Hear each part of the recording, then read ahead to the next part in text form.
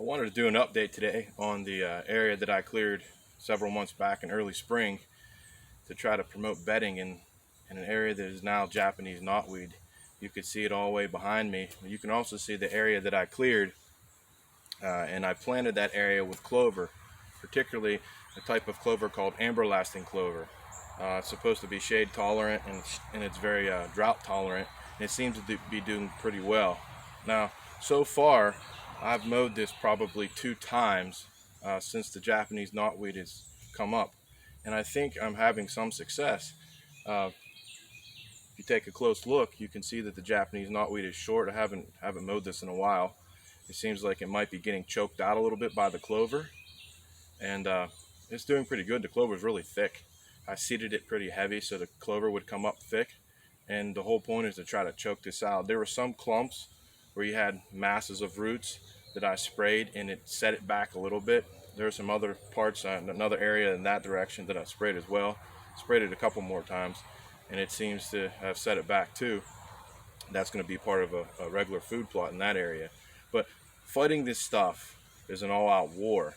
I know I've had some comments on my prior video about people eating it, that it's good for this or good for that. You've got to understand where I'm coming from here. I want to promote native browse. I want these woods to be like they should be prior to the invasive species of Japanese knotweed coming into this area.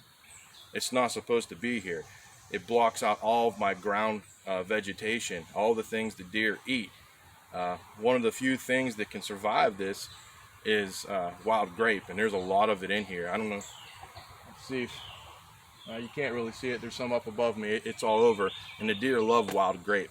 And when I took some of these trees down that you see right behind me here, I hinge cut these trees, and you can see the growth coming off of them.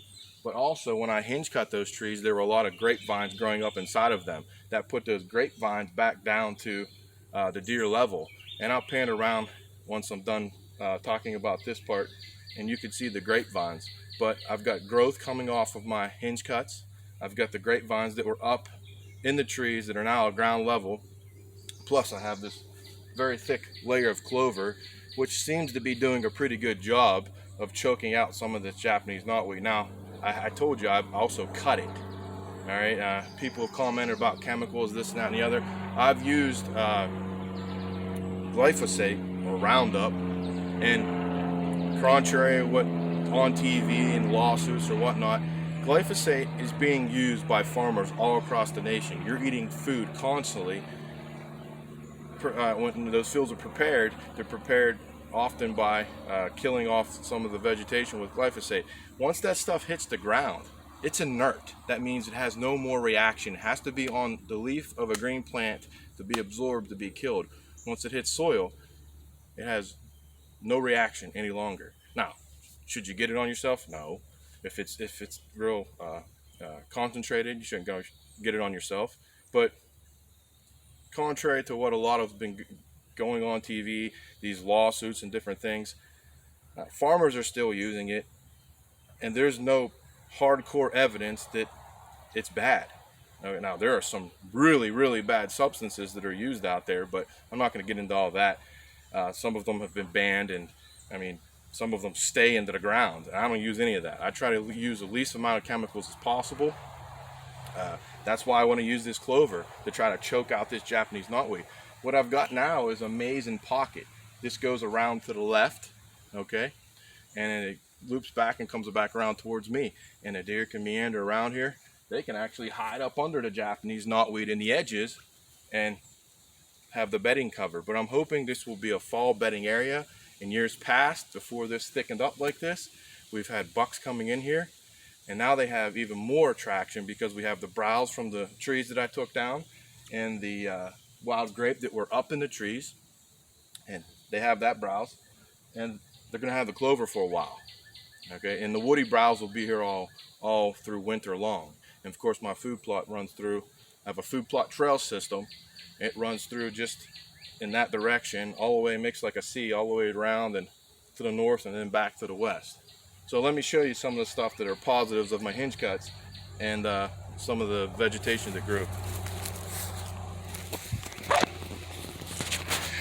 Here I have a lot of growth coming off of these hinge cuts.